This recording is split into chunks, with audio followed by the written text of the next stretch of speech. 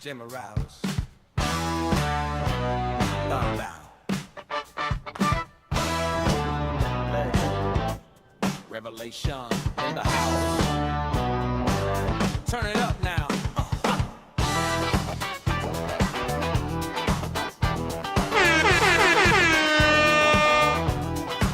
Slide in, sit back, got your mind on spin.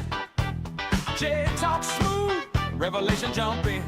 The cream of the crop! From headlines to the stories you heard, we break it down raw, word after word. You got questions, we got time. Little bit of truth with the sideways smile. Turn that dial, lock in and stay.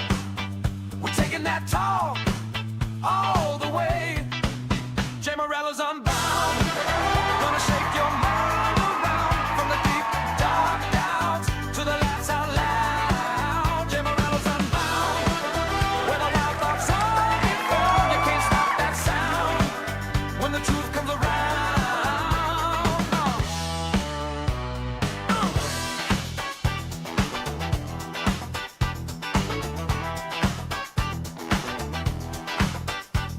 Popcorn popping, newsfeed hot. Revelation drop a line, make the whole room stop. Side-eye theories, rumors in the air. Jay peeling back slow, lay the truth out there. Little bit of wisdom, little bit of clown. We can lift you up, we can break it all down. Turn that chair to your favorite place. Let the talk run long, let it chase that chase. Jey Morales Unbound, gonna shake your mind around from the deep dark doubts to the laughs out loud. Jey Morales Unbound, where the wild thoughts all get found. You can't stop that sound when the truth comes around. Come on. From the couch to the car, you feel that spark. Yeah, that's us. From your doubts to your dreams, we in between, kicking up dust. Hey! Jey Morales Unbound, gonna shake your mind around from the deep dark doubts to the laughs out loud.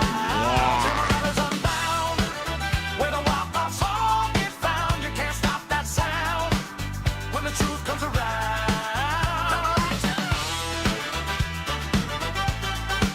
You can't stop that sound. Jey Morales Unbound.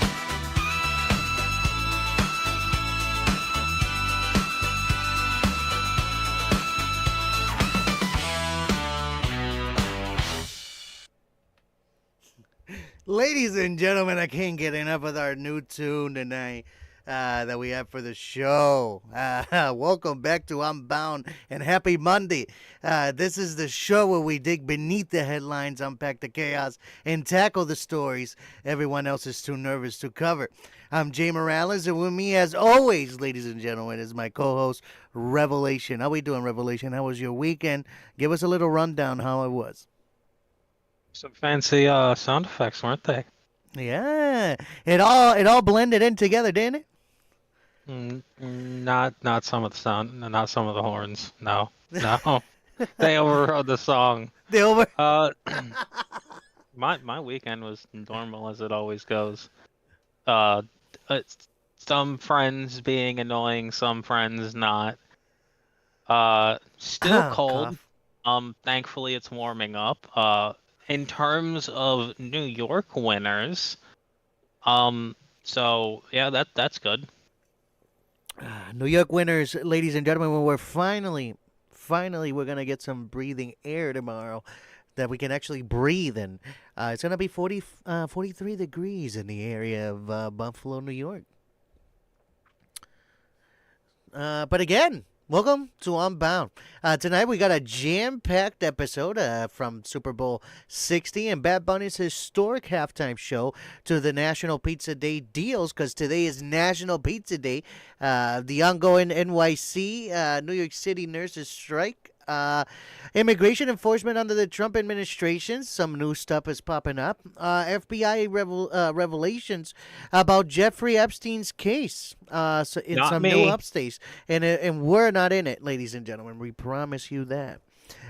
In Puerto Rico, and we're also going to talk about the updates on the U.S. and Puerto Rico Women's Olympics.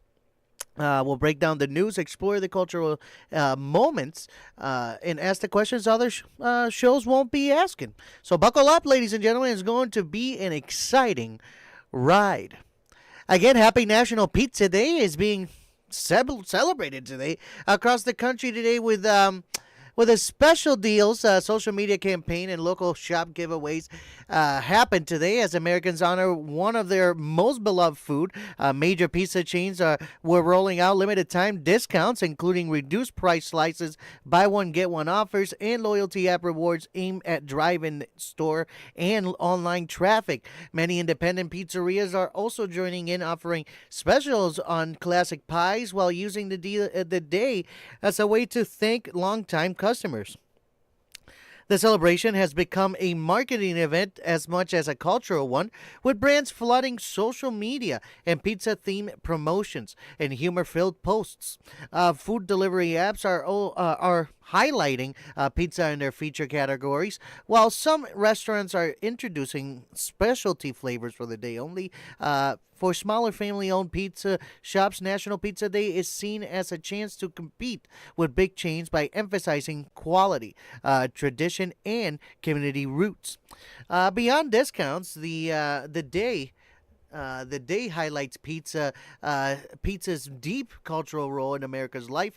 From New York slices to Chicago deep dish, pizza remains one of the most customizable and universal comfort foods in the U.S. or around the U.S. around those areas. Yeah. Well, there's no official federal recognition. National Pizza Day has grown into an annual moment where businesses, influencers, and everyday customers are everyday customers are participate in celebrating a shared obsession. For many people, the holiday is simple. Shout out to Jesse. Shout out to Dhruva Patel. Thank you for the subscription. Welcome. Where was I here? For many people, the holiday is simple. An excuse to order in, try new topping combinations, or support a favorite local shop, whether it's frozen, delivered, or handmade.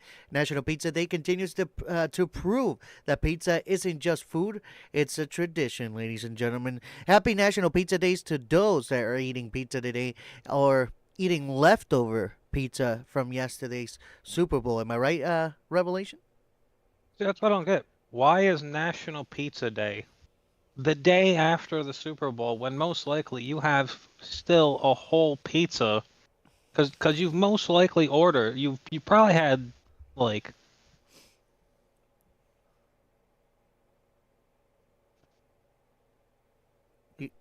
You there? Anyways, yeah, I cut out there for a second. No. It's all right. You've most likely had, like, a whole entire, like you've... What's the average that you've, most people normally get? Like, because most people get, like, party over to watch, like, the Super Bowl. So they get, like, 3, maybe 2, 3, 2 if it's a really, like, one of those extra large, like, party pizzas. 3 if it's just a large. So you probably got, like, at least one leftover pizza. Yeah, and maybe wings still. People don't eat all the wings so at once. why would National Pizza Day be left when the average person still has one left? It's not like you're gonna go and order another one. Right. I understand. Hey, free pizza. If you gotta work the next day, go and grab a free slice. Right. Or if it's like a grabbing it for lunch at the office or some crap like that, free pizza. But other than that, I just don't see the whole entire shtick. Right. Now, Revelation. These are the questions. The question is, do food holidays like National Pizza, they actually help local businesses, or do big chains benefit the most from them? What do you think makes pizza such a universal comfort food across cultures and generations? If you had to create your own signature pizza, what would it be? What would be on it? And would it be traditional or completely wild? Let us know in the comment section. I want to hear Revelations Pizza and answers. Uh, I would say it depends on how many uh like fast food, like major fast food chains are in the area, and if there's only like one or two like little shops in the area, and how long they've been there. Like if they've only been there for like 25 years, yeah, those fast food chains are gonna win the whole like area. But if they've been there 50, 60 years, it's that town is gonna just they're gonna be like, fuck off. You may have really good pizza and deals and way more variety, but we're gonna stick with people we know and who has much better quality. As for my pizza, oh, I would have to say it would be stuffed crust with, classic, like it would be a New York style stuffed crust, with, classic, right, your classic cheese,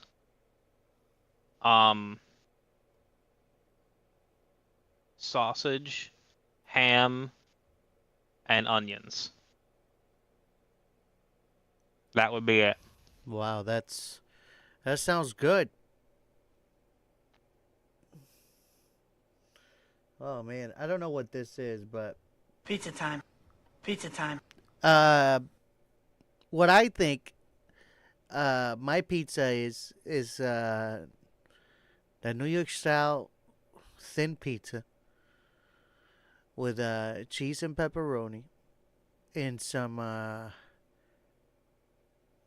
bell peppers. I was about to say, please don't tell me it's just cheese and pepperoni, because that's, No, no. that's just a regular fucking No, I pizza. know, but I like bell peppers on it. It's actually pretty good. Pretty good. If you haven't tried it, try it out. Try it out. Sometimes I like to put onions in it, but the onions on a pizza for me, I don't know. It just doesn't hit right. I don't know what it is. And I'm an onion lover. Ladies You ever and just put salt on an onion and just bite into it? bite on a what? You ever put salt on an onion and bite into it? No, no, I have not. Oh, I have. It's really good. You want to tell us a little bit about it? See, because when you just bite into an onion, it's horrendous. The salt kind of, gets rid of the taste a little bit of just pure oniony. Pure onion. Kind of hard to describe. You got to do it for yourself. Ladies and gentlemen, once we get Revelation a camera, we're going to get him to do this on camera for us. It's if I have an onion around my house. I normally don't. Oh, I'll get you the onion the day I give you the camera. Ladies and gentlemen, oh, did I? Yeah. A little bit of the answers here. Sometimes food holidays does help businesses for sure. Certain businesses, get hit because of the actual corporate businesses having to get a, coupons and all that such where, family shops, they have their own type of deal to be convenience. You know what I'm saying? So, yeah, there's that, ladies and gentlemen. And it is a comfort food. I love it. I love pizza. I can have pizza at least, 4 out of the 7 times out of the week.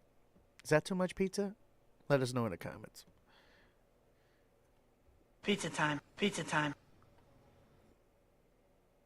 Whoa, what the fudge was that? Sorry about that, ladies and gentlemen. Wah.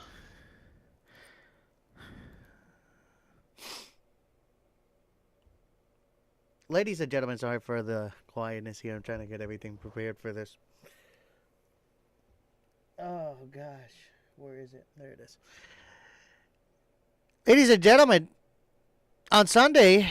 Oh, wrong button. Anyway, on Sunday, the Super Bowl LX wasn't just a football game. It was just a full-scale cultural event that blurred the lines between the sports, music, and politics and identity.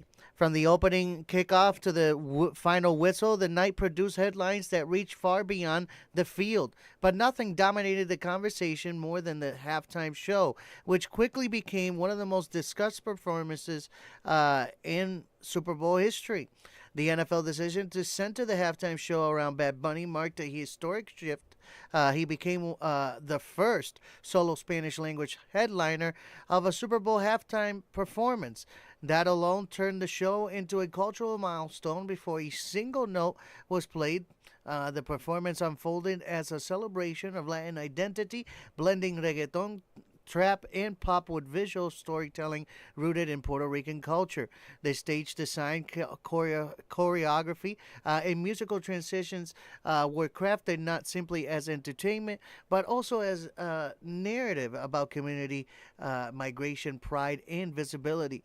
Bad Bunny's set list drew from multiple eras of his career, balancing his high-energy crowd favorites with emotionally reflective songs. Rather than relying solely on spectacle, the performance leaned into symbolism, dancers representing different Latin American traditions, visual backdrops evoking Caribbean streets and coastal landscapes, and moments of stillness that contrasted sharply with the explosive choreography that showed the show ended with a unifying message about love, dignity, and belonging, reinforcing the idea that the Super Bowl stage can be used for cultural expression as much for pop performance. The immediate reaction was explosive. Social media platforms lit up within seconds of the first song. Fans praised the performance as bold, joyful, and long overdue, calling it a breakthrough moment for Spanish-language music on the biggest stage in American sports. Viewers in Puerto Rico and across Latin America treated the halftime show as a national moment, with what parties in streets celebrated forming around the broadcast. Many described performance as validation, proof that their language and culture belonged at the center of American pop culture, not just on its margins. Celebrities and athletes joined the conversation almost instantly. Musicians applauded the creative risks and the refusal to water down cultural identity for mainstream approval. Several NFL players posted clips of the performance and praised its energy, with some calling it one of the most emotionally resonant halftime shows in years. Entertainment critics highlighted how the show avoided relying solely on guest stars or nostalgia and instead focused on singular vision. But the performance also drew criticism, revealing how deeply divided cultural symbolism can be in modern America. Some commentators accuse the NFL of being too political by featuring a Spanish language music and Latin imagery on what they believe should be a purely American spectacle. President Trump posted critically about the performance, questioning its tone and direction before later deleting the message after backlash. That response reignited debate over who defines American culture and whether representation is being mischaracterized as politics. The controversy only fueled the show's reach. By the next morning, halftime clips had been viewed hundreds of millions of times across platforms. Searches for Bad Bunny's music surged. Streaming numbers spiked globally. Spanish language songs re entered U.S. charts at levels rarely seen after a Super Bowl. The NFL, meanwhile, saw records engagement on its official social number tied directly to halftime's content after the halftime content rather than gameplay highlights. Beyond the music, Super Bowl 60 also made headlines for its overall entertainment lineup. Pre-game performances blended rock, pop, and soul, reinforcing the NFL's efforts to create a festival atmosphere rather than just a football broadcast. The integration of artists from different genres and backgrounds mirrored the halftime show's message. The Super Bowl is no longer just a sports championship, but a global entertainment platform that reflects cultural shifts in real time. The cultural impact of the halftime show extended into a broader conversation about language and power. For decades, English dominated halftime performances, even as Latin music exploded in popularity worldwide. Bad Bunny's performance challenged that norm by refusing to translate or dilute his message. He forced millions of viewers to meet the music where it stood rather than reshaping it for comfort. Analysts described it as a test of how inclusive American mass culture is willing to be. The performance also reshaped expectations for future halftime shows. Industry insiders suggested that the NFL now faces pressure to continue broadening its vision of what halftime can be, rather than retreating to safer, nostalgia-based acts. Cultural commentators argue that the Super Bowl 60 may be remembered as the moment halftime shows shifted from star showcase to cultural statements. Meanwhile, advertisers took notice. Brands like feature Spanish language dialogue or Latin imagery in their commercials saw higher engagement rates during the broadcast. Several companies released post-game statements emphasizing the importance of reflecting the country's changing demographics, signaling that the halftime show's influence extended into marketing strategy as well. In the days following the game, universities, news panels, and radio programs dissected the performance, meaning was it simply entertainment, was it activism, or was it proof that popular culture naturally evolves faster than political comfort zones? For supporters, the answer was simple. The show was joyful, authentic, and overdue.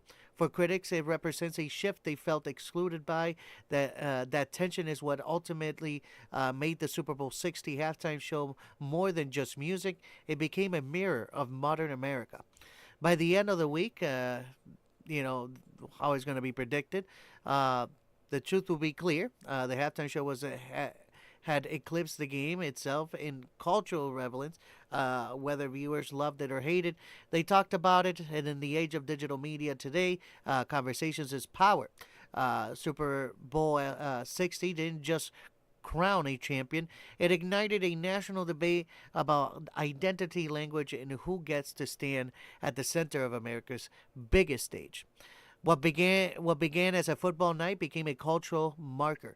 Years from now, Super Bowl 60 will likely be remembered not just for the score, but for the moment when halftime became a declaration that American culture is multilingual, multicultural, and still being redefined in real time. Now, by ending disgusting questions to everybody, how did Bad Bunny's halftime performance challenge traditional ideas of what American entertainment looks like on Super Bowl stage?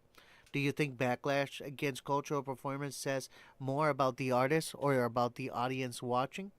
Has the Super Bowl officially become more of a cultural event than a sports event?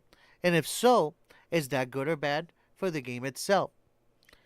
Well, ladies and gentlemen, I want you guys to leave us a comment on our chat here, and let us know what you thought of these questions. And what do you so far revelation for the questions, because I didn't expect the questions to go like that. Thank you to the docket team. What do you think Of the halftime show? no Oh. no I'm talking about do you think we're gonna head into more diverse, different language performers now for the future, like maybe some people from Japan or any type of Asian culture performing next or Didn't something we like that? have one? Oh, I mean, hold on. Wasn't Pitbull? Didn't? Yeah, hold on. Yeah, look it up, co-host. Yeah, ladies and gentlemen, we did the Macarena all right, in the 90s, and nobody complained about it, all right? Nobody complained. Nobody complained. You know, they spread a before I'm gonna try to sneak this in by the end of the show, and I don't want to talk on it badly because Yeah, that's not he's what we're doing. fucking. He's half Cuban, Yeah, he's Cuban. and he was in the Super. He sung the halftime show, Yeah, Pitbull. And he's Cuban. and like, yeah, I understand. This is the first time a Puerto Rican was there, but this isn't the first time. And this was the first time it was sung only in Spanish. But this isn't the first time That Spanish was spoken someone at the of Super Bowl. addition, nationality was there. Yep. Yeah, he was American because he was born in Miami. But he was also half Cuban. But at the same time, okay, what was it? Bad Bunny was born in Puerto Rico, Yep. which is a territory of the U.S., so that's still American. Correct. That's also not that argument throws that one out the window. Not trying to offend anyone there. No, of course not. But Like, you know that's- what bothers that's me out factual of statement. what bothers me out of it all, that they all forget that all those people, even though they love their country and everything like that, they consider themselves American because they're here. They're living the American dream. Why wouldn't they be living the patriotism that this country has been founded on? You know what I'm saying? I'm trying to see. Did it? Does it say? Yeah. I'm trying to see. No, don't worry. Look it up. Look it up. Ladies and gentlemen, we always get information dug up. Revelation looks that up. Yeah, he did he did the pregame festivities. Yeah, it still doesn't that count? Yeah, he also did the postgame performance for the Kansas City Chiefs Super Bowl LIV after party in Miami on February the 3rd of 2020. Hypocrites. Sounds like a bunch of hypocrites. Whoops. Did I say that? Revelation, did I say that? I'm so sorry. I did not mean to say that. I mean, there were...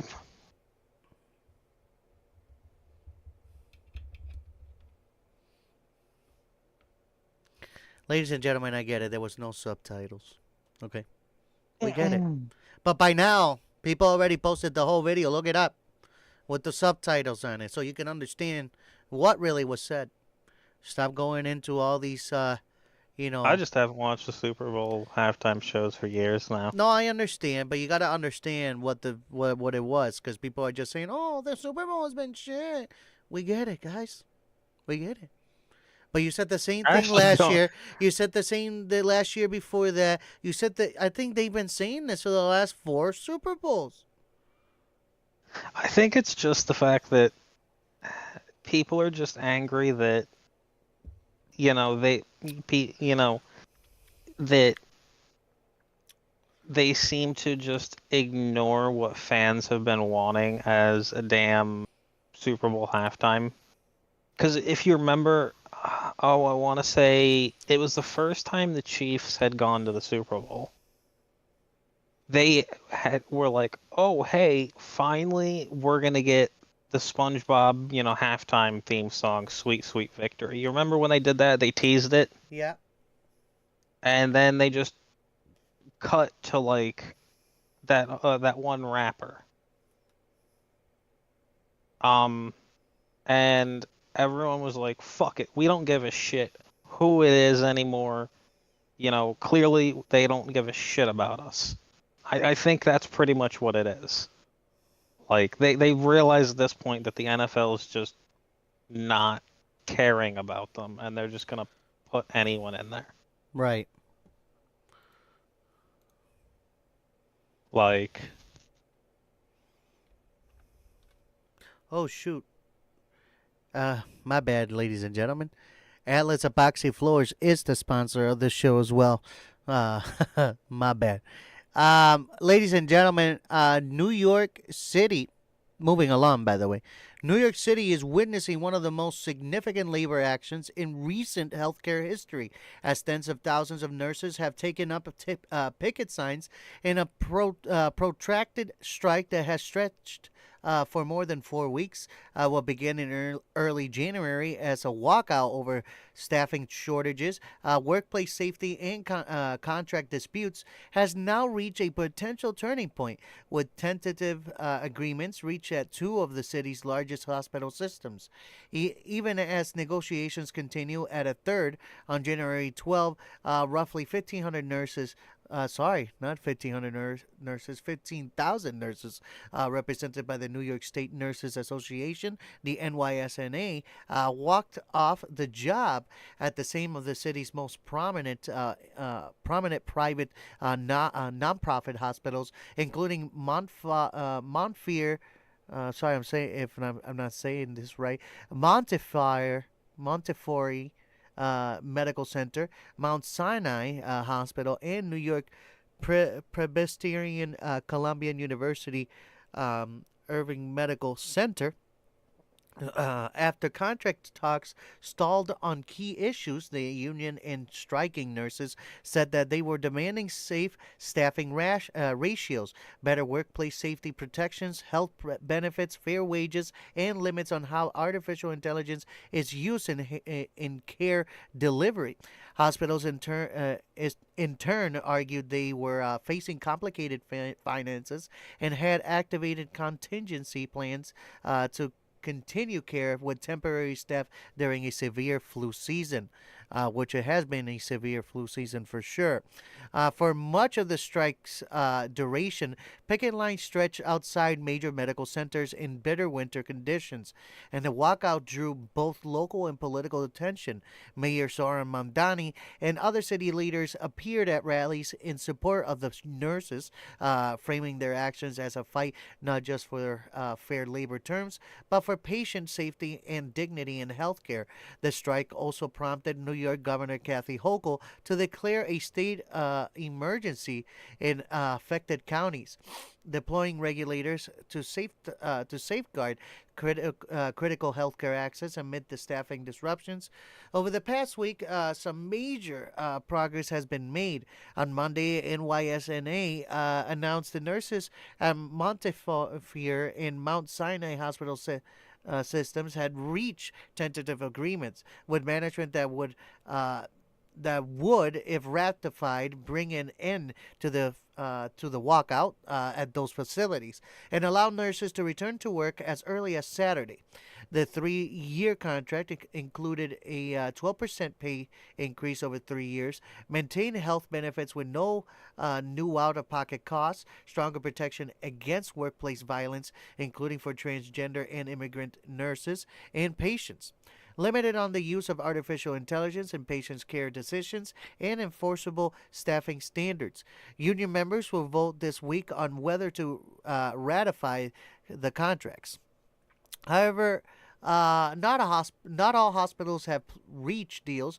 Nurses at New York-Presbyterian Church, which still employs several thousand striking nurses, continue their walkout as negotiations over safe staffing levels and job security remain unresolved. That means the broader dispute is still ongoing, even as the lion's share of the strike appears poised to wind down. The strike has already had tangible effects on patient care and hospital operations. Some elective procedures were postponed, surgeries rescheduled, and ambulances redirected as facilities scrambled to staff essential services with travel nurses and temporary hires. For patients and families, the strike has been a source of anxiety, particularly certain specialty units. At the same time, hospital administrators and union leaders have traded public statements about who should bear responsibility for staffing gaps and raising labor costs, underscoring deeper tensions about how American healthcare is staffed and financed. This action in New York is part of the broader wave of healthcare labor activism around the country. In recent weeks, thousands of nurses and healthcare workers at the Kaiser Permanente facility in California and Hawaii also participated in a large labor actions. And pharmacy laboratory workers have prepared to strike in solidarity amid broader demands for safer workplaces and equitable pay. At its core, the New York City nurses strike has been about workplace conditions and patient care quality. For many nurses, long shifts with unsafe patient loads, rising threats of workplace violence and burnout after years of pandemic era stress have made current staffing models untenable. For hospitals, executives, balancing budgets while meeting rising labor costs remain a persistent challenge. The tentative agreement now on the table signaling that both sides have been willing to compromise on some demands, even as they continue to spar over others. As the vote on the proposed contracts approaches this week, many in the healthcare community are watching closely, not just in New York, but nationwide, to see how the outcome might shape labor negotiations and staffing policies in hospitals across the U.S., whether tentative deals bring the walkout to an end or spurs further action. The strike has already become a defining moment in the ongoing national conversation about labor, healthcare staffing, and what it means to provide safe, sustainable care in modern hospitals. Now, ladies and gentlemen, here comes the questions. With tentative deals reached at some hospitals but not others, what does this mean for the future of hospital labor negotiations? Do you think safe staffing ratios should be mandated by law rather than left to individual hospital contracts? How do labor actions like the strike impacts patients' trust and confidence in the healthcare system? Again, let us know in the comment section. Do you have anything to say about this revelation? I mean, I do, but it's probably gonna upset anyone who. Send it! Well, uh, you know, those strikes probably wouldn't have happened if, they didn't vote for that, the mayor in New York City. Just gonna say that now. I didn't hear about uh, none of those strikes before he got elected. But all of a sudden, as soon as he got elected, all of a sudden every, city employee was like, we're not getting enough funding. It's unsafe, and we're not being represented enough. Strike time. Police are on strike. Fire is on strike. Nurses are on strike. Half the police force is threatening and or has already left for other, states or counties. Fire is getting ready to, do the same thing. I mean, so I'll be honest here. When you literally go and say, "Oh yeah, I'm gonna, completely remove the police force. I'm gonna cut back on the fire department. I'm gonna do all this, that, and the other thing. I'm gonna have, I'm gonna force New York City to have, taxpayer, I want to say he said either taxpayer or state-funded grocery stores so that they'll never go out of business even in an emergency." Like, pal, now you know why everyone is kind of a little worried about their jobs. Like, because you're basically at that point being like, even unions can't even protect people. Like, Somebody would agree that we know about that statement you just said.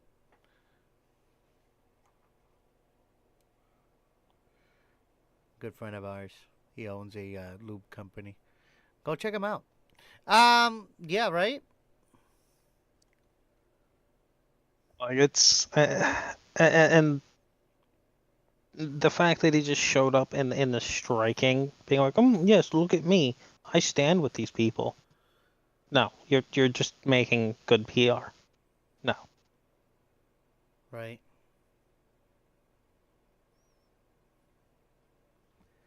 Again, ladies and gentlemen, let us know in the comment section what you thought about the New York City nurses and what's going on. We would like to hear from you.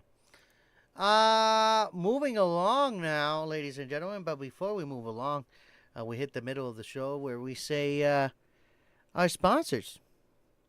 Ladies and gentlemen, as always, this portion of the show is brought to you by the Kayville Hotel and Tavern, ladies and gentlemen. The Kayville Hotel and Tavern, they've been a long sponsor of our show and the other show that we do on the other channel, the Producer Mike Presents show, ladies and gentlemen. We'll talk about that here in a second.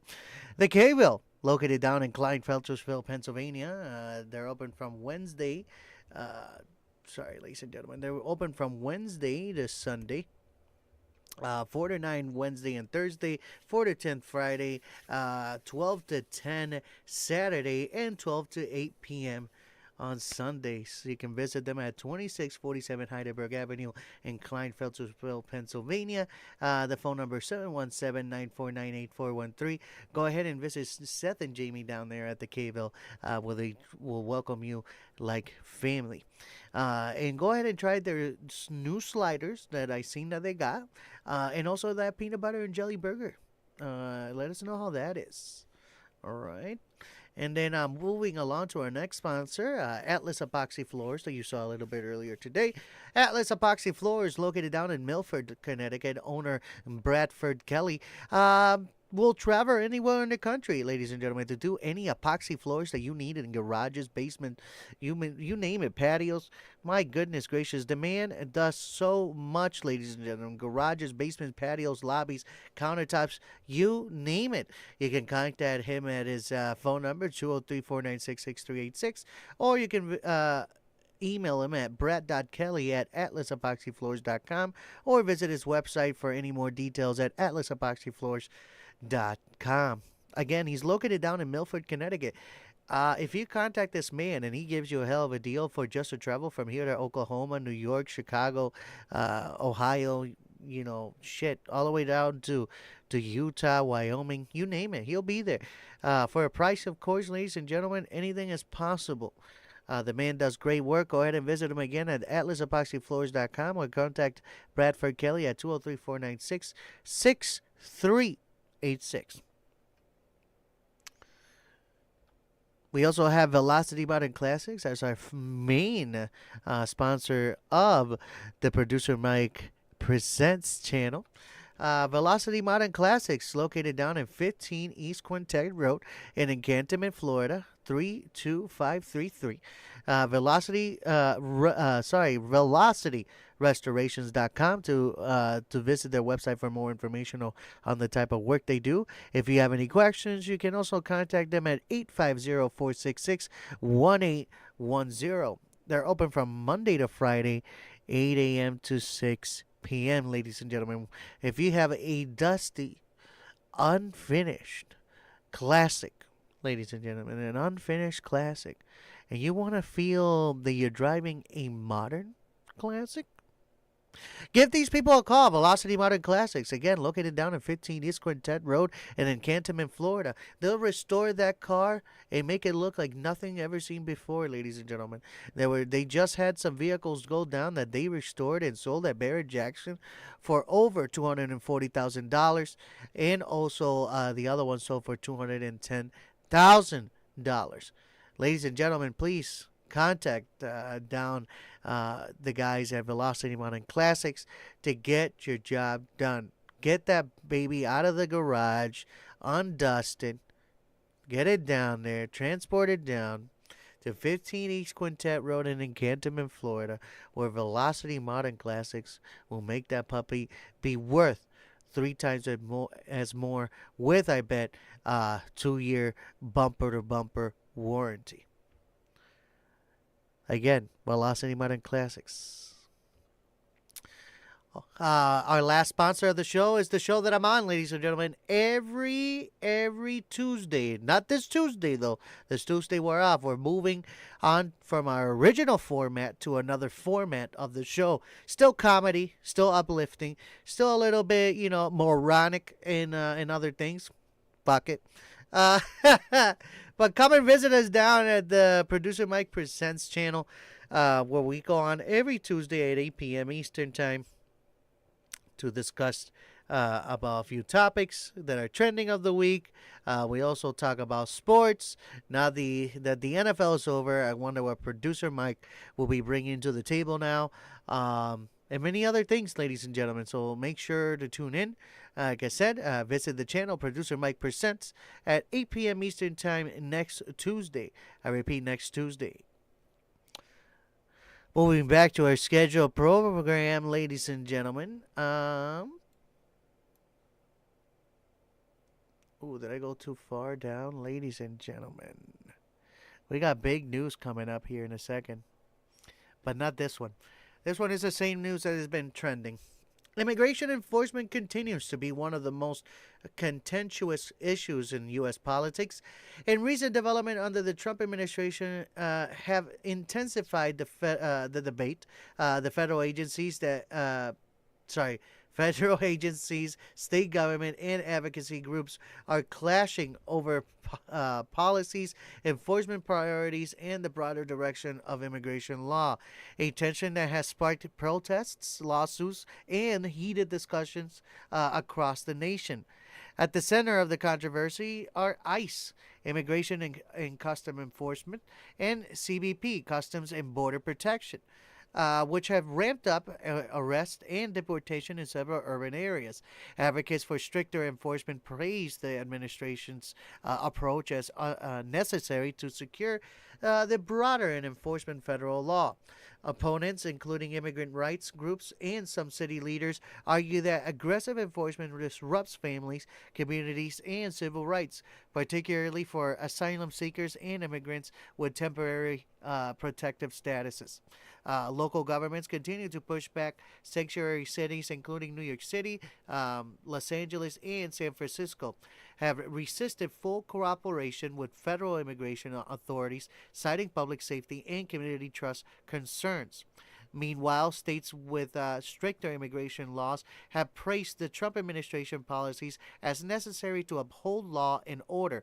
This conflict between local autonomy and federal enforcement has led to lawsuits, public demonstrations, and ongoing negotiations in Congress over immigration funding, border security, and enforcement priorities.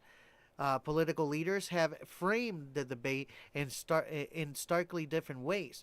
Republicans largely support expanded ICE and CBP resources, stricter deportation policies, and stronger interior enforcement. Democrats continue to call for oversight of detention facilities, limits on deportation for certain populations, and protections for immigrant communities. The resulting polarization has made legislative compromise difficult, and policy changes are often tied to budget negotiations or executive directives rather than long-term law. The real-world impact of these policies is significant. Families free disruptions from deportations, and some community members report fear of interacting with law enforcement or accessing public services. Reports of prolonged detention without clear timeline have drawn criticism from civil rights organizations who argue that these practices exacerbate trauma and undermine trust in government institutions. The Trump administration has defended its approach, emphasizing the need to secure borders, reduce illegal crossings, and enforce immigration laws consistently. Administration officials point to increased deportation, stricter visa enforcement, and expanded interior operations as evidence of a comprehensive strategy to maintain national security. Critics counter that the focus on enforcement often comes at the expense of human rights and community stability. This heightened enforcement also intersects with global factors, rising migration due to economic instability, violence, and climate events, putting additional pressure on federal and state systems, further complicating policy decisions. Public opinion remains divided. Many Americans support stronger border security but express concerns over family separations, prolonged detentions, and civil liberties. In short, immigration enforcement under President Trump is the center of the national debate over law, safety, and human impact. The decisions made by federal agencies and policymakers not only affect immigrants or migrants, but also shape the broader public perception of justice, fairness, and governance, with local challenges, political pressure, and humanitarian concerns all converging. Immigration policy remains a flashpoint likely to dominate headlines in the months ahead. Now, my ending discussing questions about this, ladies and gentlemen. How should the U.S. balance strict border security and interior immigration enforcement with protecting civil rights and immigrant communities? Should local governments be allowed to set independent policies that limit federal immigration enforcement in their jurisdiction? How can enforcement policies minimize trauma in family separations while still maintaining lawful entry and residency standards? Let us know in the comment section. What do you guys think? What do you think, Revelation?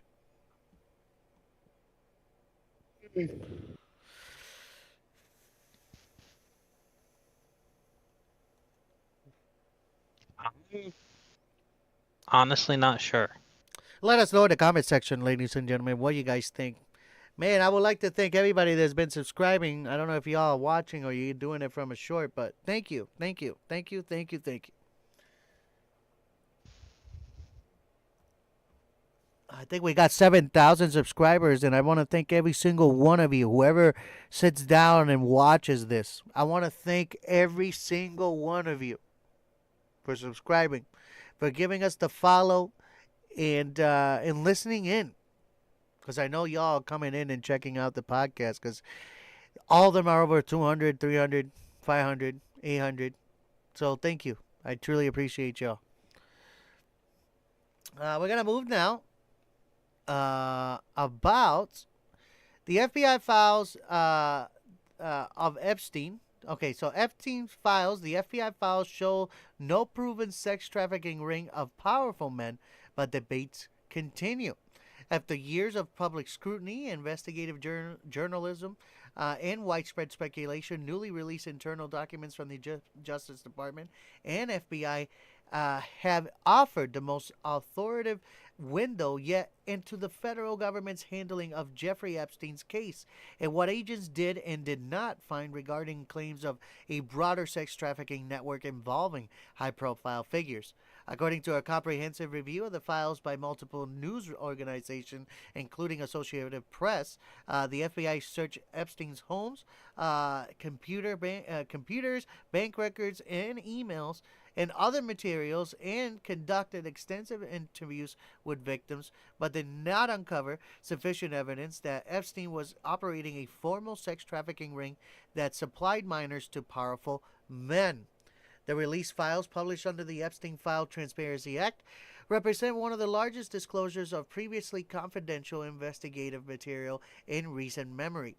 They include police reports, FBI interview notes, and prosecutor emails, copies of photos and videos seized from Epstein's properties in New York. In New York, Florida, and the U.S. Virgin Islands. Investigators did find ample proof that Epstein sexually abused underage girls, and several victims repeatedly reported being trafficked.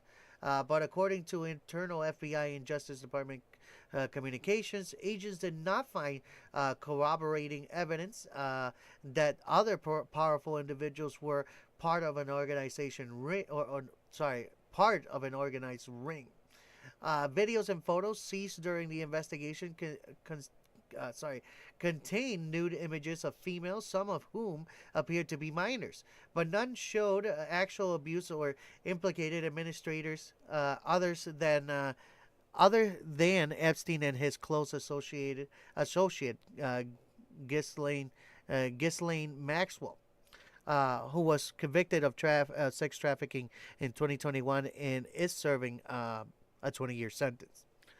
And thousands of pages of documents, not verifiable client list was found. Attorney General Pam Bondi had previously told media outlets such as a list was on her desk, and news outlets widely reported speculation about its existence. But emails among FBI supervisors and agents explicitly state that investigators looked for such a list and concluded it did not exist.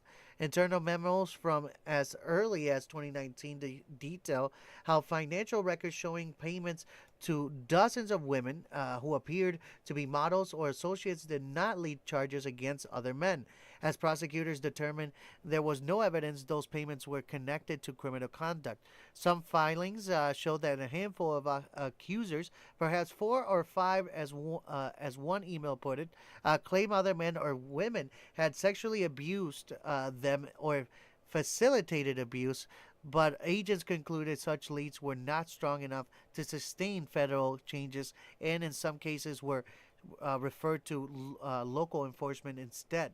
The files release, however, has not quitted debate. It has intensified it.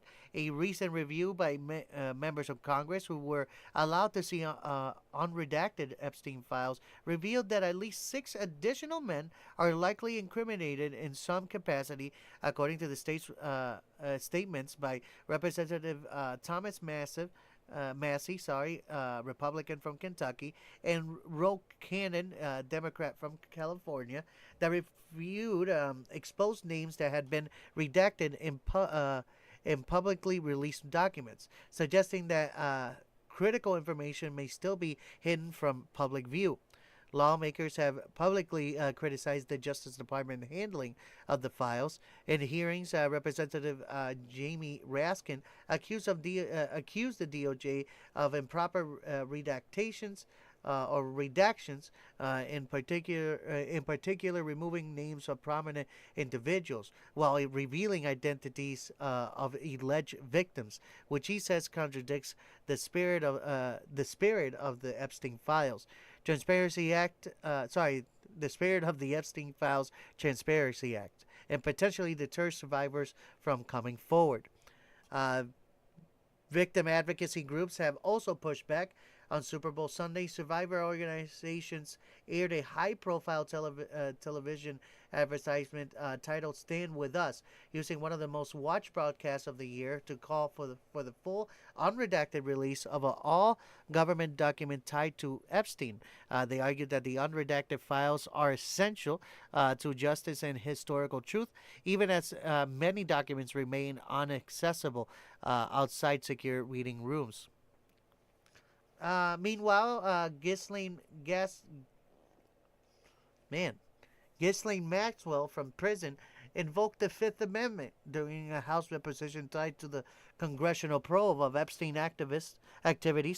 Her attorney asserted that her cooperation might hinge on receiving clemency, stands lawmakers' view as a part of a broader efforts to shield information. Critics also point to procedural errors made in the release process. Attorney General Bondi recently acknowledged significant mistakes in handling the public release of files, including improperly redacted victims' names. Thousands of documents have been temporarily removed from correction, and a court hearing was canceled after an agreement was reached with the victims' attorneys. Internally, the ripple effect are visible. Files touching on a global figure have prompted responses from officials abroad, and in the UK, King Charles publicly stated his support for police inquiry into alleged actions by former royal Andrew Mountbatten, Windsor. That case involves documents in the Epstein files allegedly showing confidential materials exchanged with Epstein, although legal outcomes remain unclear. In short, while the FBI official conclusion that it did not find enough credible evidence to prove Epstein ran a sex trafficking ring for powerful men may settle some aspects of the legal record. It has ignited a new chapter of political, legal, and public debate. Lawmakers, survivors, journalists, and advocacy groups continue to press for broader disclosure and transparency. At the same time, questions remain about how much the public will ever know about Epstein's network and whether ongoing congressional scrutiny, lawsuits, and media investigation will produce further revelations. What a hell of a segment that was, ladies and gentlemen. Here's the ending discussion questions. What do the FBI conclusions about the absence of a proven trafficking ring suggest about the challenge of investigating powerful networks? Should Congress and the DOJ balance transparency with victim privacy when releasing sensitive files? Given the contested nature of the disclosures and ongoing political pressure, do you think the public will ever see more complete accounts of Epstein's connection? Give us something, Revelation, and let us know in the comments. Honestly, I just can't wait for all this shit to be over and done with, because that's all it seems like anyone wants to focus on. That's a fact. Because if you remember that, like, the 2 or 3 year period where nobody gave a shit after all, like, that shit came out and everything was all nice and peaceful and everyone was like, oh, we want to fix this, we want to fix that, we need to lower gas prices, we need to do that. Nobody gave a shit about the Epstein files. All of a sudden, you know, with the election of Trump, oh, Epstein files, Epstein files. It's like, oh, now they're important. Everything is revolving around them. You don't hear anything about all of a sudden, you don't like hear Core Foundation like helping improve the country, like roads, fucking like, you know, food prices, like, you know, shit like that. Right. It's just everything about the Epstein files. Am I saying they're important? No. I'm not saying they're not important. I'm just saying it seems like that's all anyone's concerned about now. Like, we really should be more concerned with about lowering gas prices, lowering the cost of food, the cost of rent, how much it costs to buy a car and a house, like, you know, let's all be honest here. Right. That's what we need. That's what we need to be talking about. Catch us next Friday talking about that.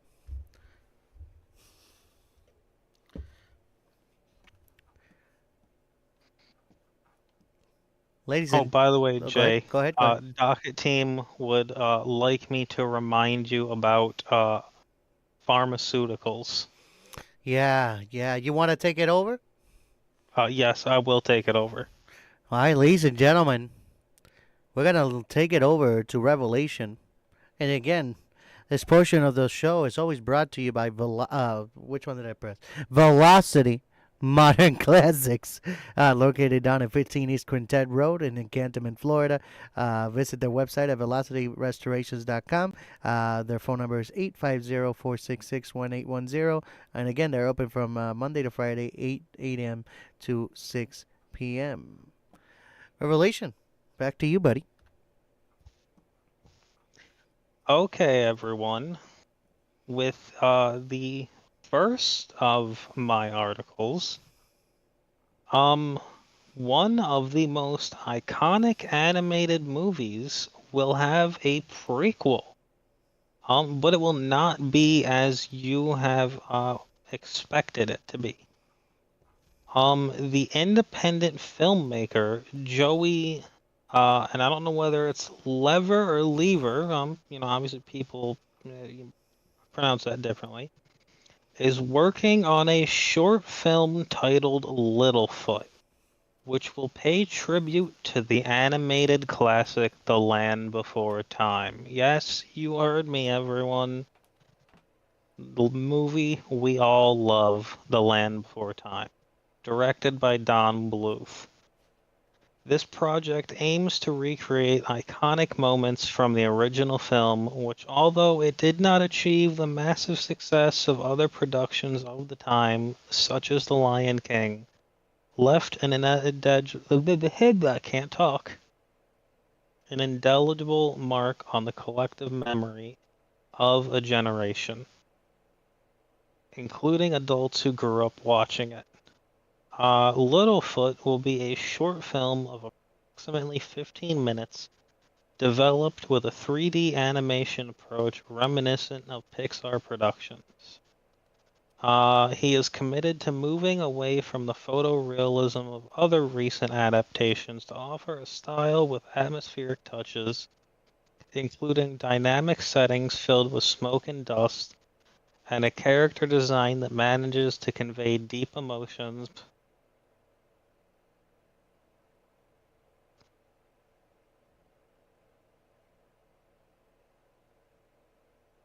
Okay, here it is. Sorry, there was an ad that popped up. He argues that the narrative of The Land Before Time is silently powerful, and the new generations may not have had the opportunity to see it. In a landscape where remakes are common, he defends that no, it's there. That would make more sense. Are some stories that truly deserve to be revived, and this is one of them. This is supported by the fact that the original film led to a series of sequels that never managed to match its quality. Okay, I didn't know there were sequels. That kind of sucks. The short film is an independent project made without a large budget by a small team. Currently, there is no release date, but a brief teaser has been shared. I don't know about you guys, but I really can't wait to see that, and I hope it actually comes to fruition. The other one that I have, let me bring it up. I don't know if any of you guys have ever played the GameCube. I didn't. But if you have ever played the GameCube, or if you're just a video game player in general, they finally did a ranking for the 10 greatest GameCube games of all time. And I'll be going through the list right now. The first one is Super Mario Sunshine at 10th place. In 9th place is Metal Gear Solid, the Twin Snakes. In 8th place is Star Fox Adventures. And then okay, so that I'm losing count here real fast. Hold on. 10, 9, 8, 7, 6. Okay, so 6th place would be Resident Evil 4. Then in 5th place, we have Beautiful Joe, which I've only heard of like twice. So, yeah. In 4th place, we have your good old classic Metroid Prime. 3rd place, Animal Crossing. Yeah, Animal Crossing. And then right after that,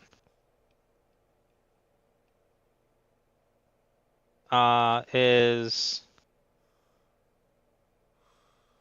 Pikmin, which I've never heard of. And then At the very top is The Legend of Zelda Twilight Princess. Although for some reason they have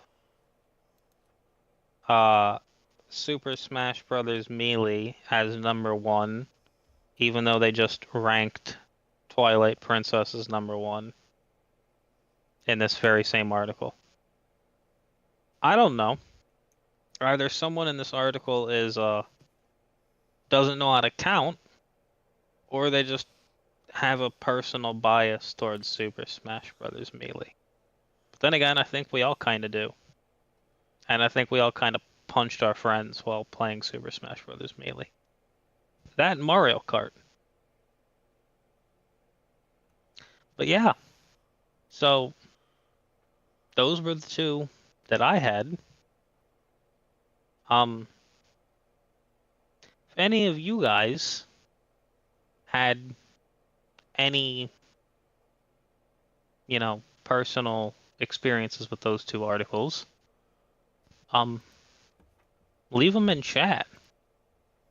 I don't know about you, but I'm personally excited for that little prequel of The Land Before Time, because I absolutely love it.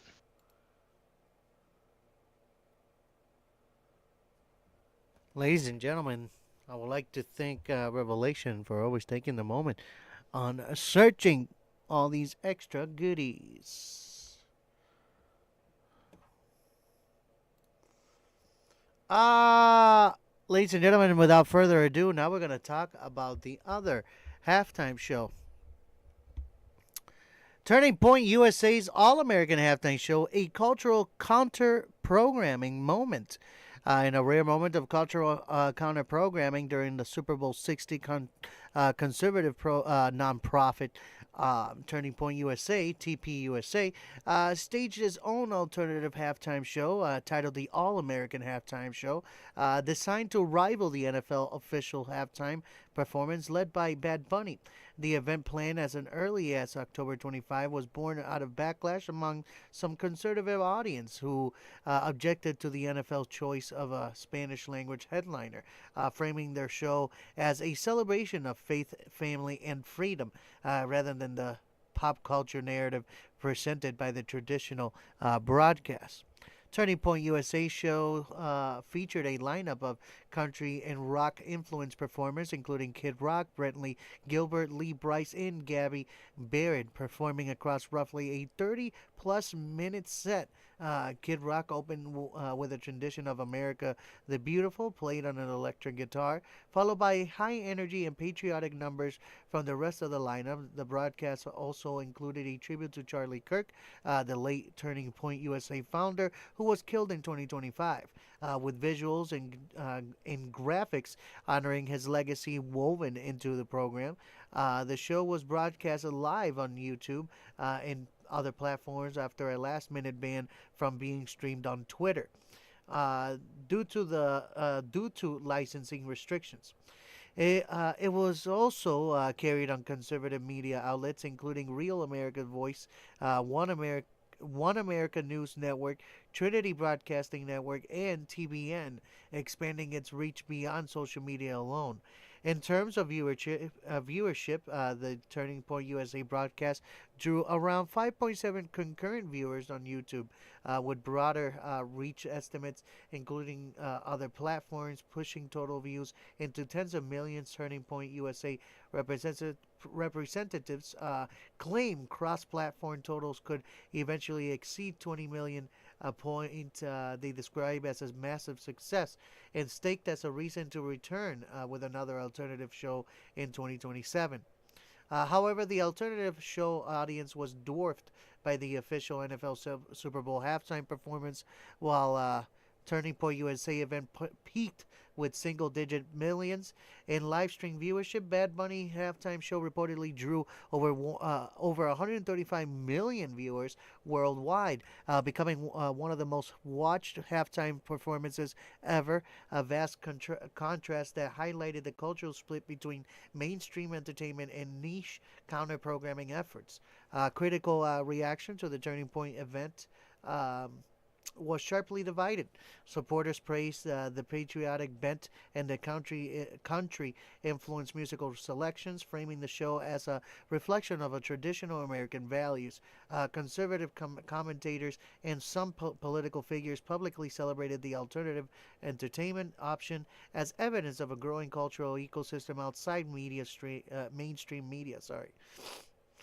Yet the alternative show also became a subject of mockery and controversy. Many observers and viewers criticized the quality of the performances, particularly pointing to reports that Kid Rock's mic and vocals were noticeably out of sync, leading to widespread accusation of lip syncing and prompting ridicule across social media platforms. Critics argue that the event felt underproduced compared with professional halftime productions, noting audio inconsistencies and less polished presentation. Prominent musicians, including Zach Bryan, publicly slammed Turning Point USA show execution, labeling it embarrassing and questioning its musical merit, while other artists used the moment to reaffirm support for the NFL official halftime performance. Some social media users attempting to elevate the Turning Point USA event face backlash as well, such as influencers losing followers after criticizing Bad Bunny's set and aligning themselves with the alternative show. The contrast between the two events reflected broader cultural and political tensions in the U.S. language around the shows, often aligned with ideological lines with supporters of the Turning Point USA program, praising it as a celebration of America, while critics perceived it as reactionary counter to cultural diversity and mainstream artistic expression. Amid those debates, the Trump family and other aligned figures publicly applauded the alternative broadcast, and Turning Point USA spokesperson emphasized their intent was never hate, but rather music that resonated with their audience values. Following the broadcast, Turning Point USA announced plans to bring back the All-American halftime show for 2027 Super Bowl, signaling that the organization intends to continue using cultural events as platforms for political and social messaging, even if they do not rival mainstream's viewership. Overall, Turning Point USA's halftime show became one of the most talked about alternative broadcasts in recent Super Bowl history, not because it rivaled the NFL in scale, but because it illustrated how sports entertainment has become intertwined with cultural identity, political expression, and audience fragmentation in a media landscape where multiple narratives can compete for attention simultaneously. Sorry about that. Here is my ending discussion questions about this. What does the constructing viewership and reception between the official Turning Point USA halftime show tell us about cultural divisions in America? 484, though alternative broadcasts like the Turning Point USA halftime show signal a growing appetite for political aligned entertainment, or are they more symbolic than substantive? How might future Super Bowls integrate or respond to alternative cultural programming without fragmenting their audience? Let us know in the comment section. Let me know if you need me to reread that revelation of the questions, unless you already got something about it. No. Ladies I and actually just Go ahead. don't have anything for it. We don't got nothing for it. All right, ladies and gentlemen, now we're gonna move on to. I think this is it, right? This is it. Yeah, we got the last two here, ladies and gentlemen. The U.S. Women's Olympic Hockey momentum matchups and medal inspiration as the world's premier athletes converge on the Olympics. One of the teams that continue to capture attention and respect is the United States Women's Olympic Hockey Team. Heading into the next Winter Games, The U.S. squad is viewed as a perennial powerhouse, a team with a deep blend of elite talent, championship experience, and a hunger to reclaim the Olympic spotlight.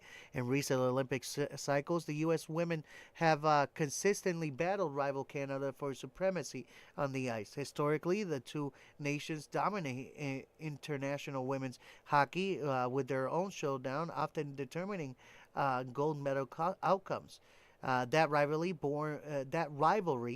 born from decades of intense competition, remains a defining storyline as the current team prepares for the games.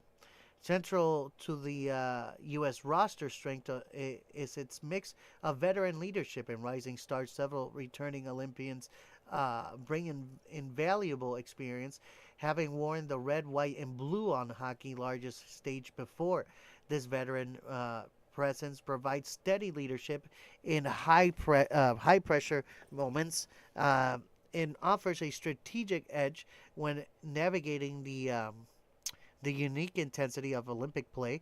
These seasoned players also serve as mentors to the team's younger members, helping them transition from National League competition to the global arena. On the offensive side, the U.S. roster features dynamic forward known for their speed, skill, and scoring instincts. These players consistently put pressure on opposing defense, generating high-quality scoring chances, and elevate their play when when it matters most. They are complemented by a corps of the defensemen who combine physicality with smart positional play, enabling the team to both stifle opposing attacks and support forward momentum. Between the pipes, goal. What is this working? Okay, all right.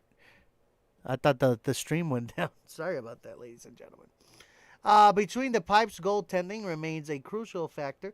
The U.S. coaching staff has invested significant focus in goaltending's depth, recognizing that the elite performance in net can be the difference between a medal finish and a heartbreaking exit. Goaltenders on the roster have proven themselves in top league competition, and it brings the confidence of performing well under pressure, a vital trait in Olympic hockey, where games often hinge on split-second decisions.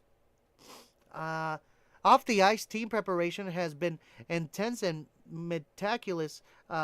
Training camps emphasize conditioning, tactical discipline, and the line of chemistry with coaches working to ensure optimal cohesion before the Olympic puck drops. The U.S. team has also scheduled high-caliber tune-up games and tournaments against Canadian and European opponents, giving them a competitive reps and sharpening their systems heading into official Olympic play. Sorry. Nose is itchy. Beyond the tactical and technical aspects, the cultural significance of the U.S. women's Olympic hockey team cannot be understated. These athletes are role models who inspire young hockey players, particularly girls, across the country. Their success has helped fuel growth in youth hockey participation and has given visibility to women's sports at a time when equity and representation are increasingly celebrated. For many Americans, the team represents both national pride and the evolution of sports that has grown in competitiveness and popularity. As the Olympics draw nearer and the puck drops on opening competition, all eyes will be on how this team executes against the world's best and whether it can once again bring home Olympic hardware. Discussing questions for the chat. What do you think gives the U.S. women's Olympic hockey team an edge over other national teams heading into the games? How important is goaltending performance in determining Olympic gold medal outcomes in women's hockey? And in what ways has the increased visibility of women's hockey changed public perception of the sport, and what carries still remain? Let us know in the comment section, as always, ladies and gentlemen. And, yeah. You got nothing for the women's hockey team, I'm guessing, right? Not really, because I'm just not a big hockey person in general. Like, It's hockey, So baby. I wouldn't know how the women's like hockey team would do. I don't know how the men's hockey would do. Like I don't even know how my own favorite hockey team does. So Right. like I got nothing on that one. Like even if I wanted to give input.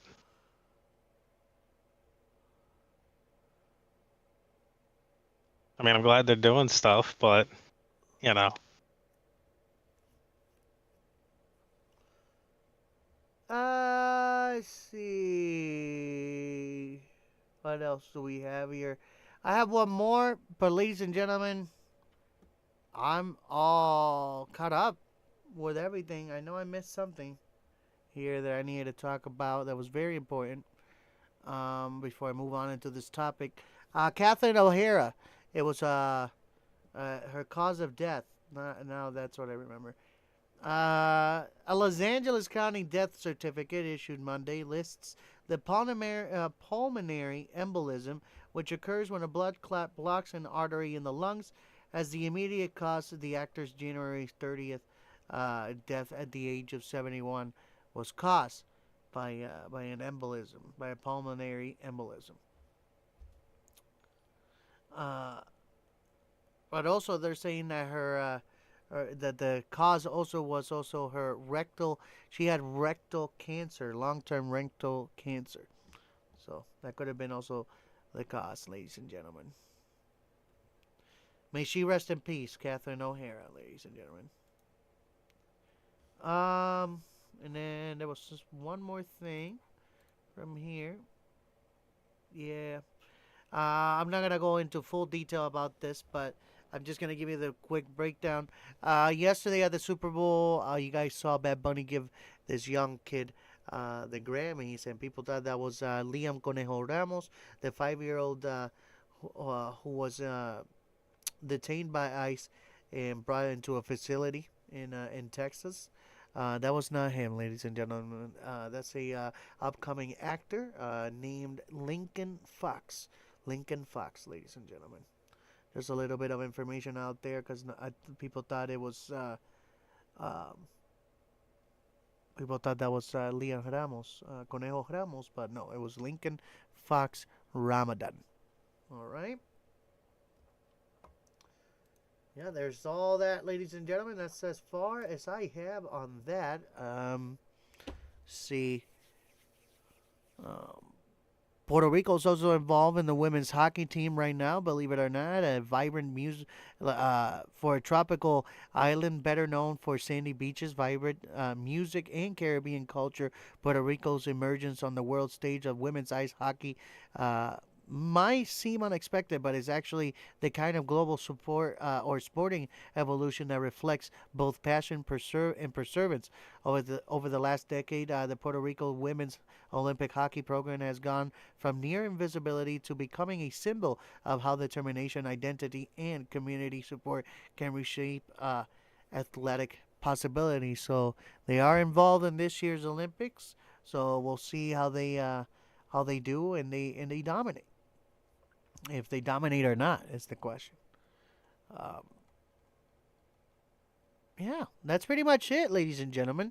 Um, The journey of Puerto Rico's women's Olympic hockey movement reminds us that athletic excellence is not confined by geography. It's driven by the heart, identity, and community determination. For a team that skates on ice far from its native tropical climate, every stride, every pass, and every goal echoes with meaning. Representation matters. Dreams are valid, and the global game of ice hockey is only getting broader. Ladies and gentlemen, again, that's a wrap for tonight's episode of Unbound. We covered everything from Super Bowl 60 and Bad Bunny's historic halftime show and the Turning Point halftime show to National Pizza Day celebrations, the New York City nurses strike, immigration enforcement updates under the Trump administration, the latest FBI revelation on Jeffrey Epstein and the U.S. and Puerto Rico women's Olympic hockey programs.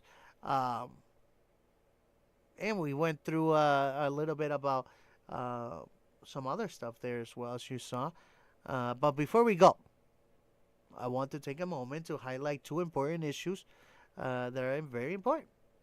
Mental health and domestic violence. These affect millions every day, but help is always available. If you or someone you know is struggling with mental health challenges, you can contact the 988 Suicide and Crisis Lifeline in the U.S. by dialing 988. Trained counselors are always available 24/7.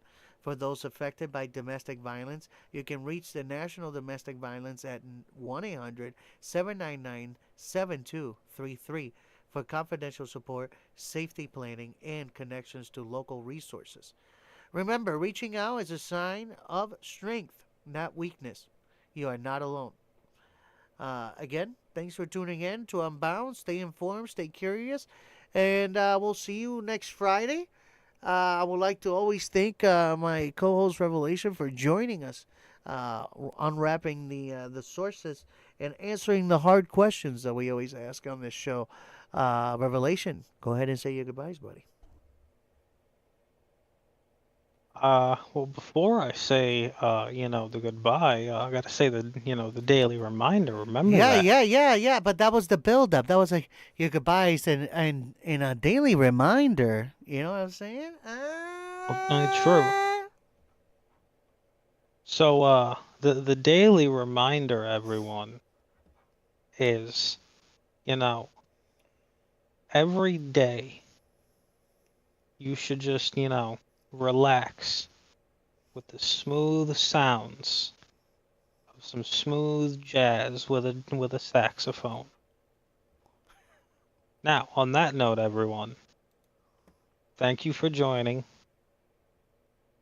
Get your friends to come in, listen, if they like it, tell them to subscribe. Come watch. Well, I should say not watch, because we don't got any cameras or anything. Listen, every time we have a show. Stay safe. If you're cold, stay warm. And see us next show. And with that, ladies and gentlemen, we'll see you on the next show. Thank you for tuning in on tonight's episode of Unbound, Episode 9, Season 2. It's a pleasure. Thank you.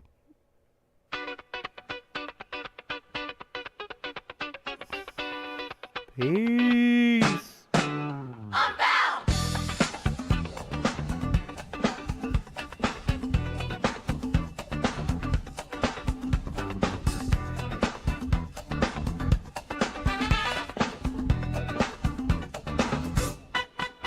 Slide back, sit back. We've been spinning minds, talk it all through, from the doubts to the fun. Popcorn pop, stories laid bare, side our theory, we show you care. Jey Morales Unbound, mine's been shook around. From the left to the truth, now it's winding down.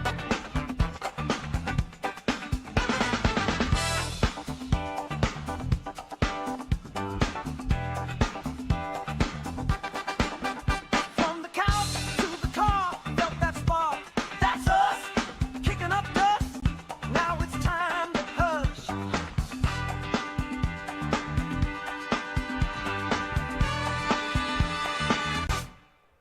Jey Morales Unbound, where the wild thoughts get found. You can't stop that sound, 'cause the truth came around. Faded Unbound. Jey Morales Unbound. Jey Morales Unbound.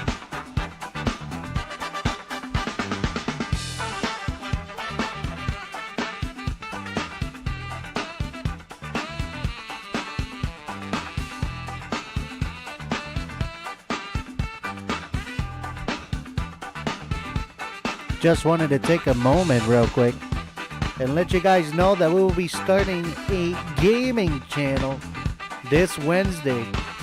So stay tuned for that when we post. The new channel will be available in short and in video. Again, we'll catch you Friday, but we'll see you Wednesday.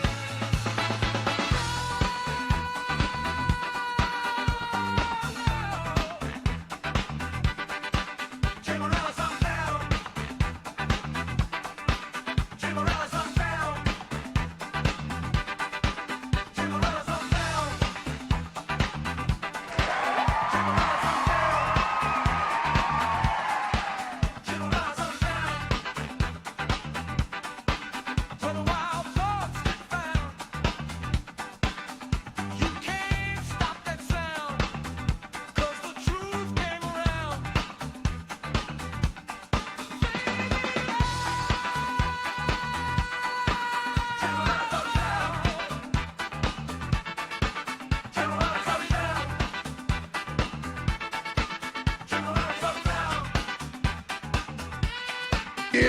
But the cream will rise to the top. Oh yeah.